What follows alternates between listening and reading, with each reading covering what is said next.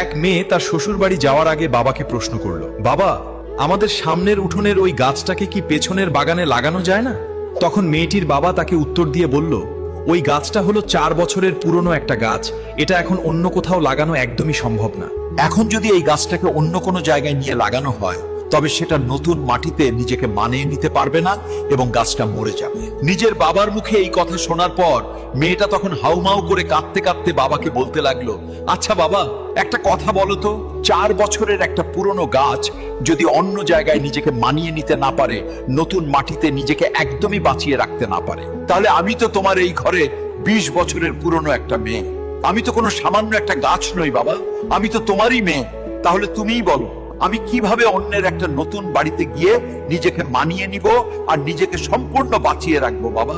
মেয়ের মুখে এমন একটা কথা শোনার পর তার পরিবারের সবাই যেন একদম অবাক হয়ে গেল, আর তার বাবা অঝরে হাউমাউ করে কাঁদতে লাগলো। আসলে আমরা ছেলেরা মেয়েদের জীবনটাকে যতটা বেশি সহজ বলে মনে করি, তাদের জীবনটা কিন্তু ততটাও বেশি সহজ নয়, অনেক কঠিন। তাই আমি এই পৃথিবীর প্রত্যেকটা ছেলেকে বলবো, আপনারা সবাই দয়া করে মেয়েদেরকে মন থেকে সম্মান করতে শিখুন এবং তাদের ভালোবাসুন।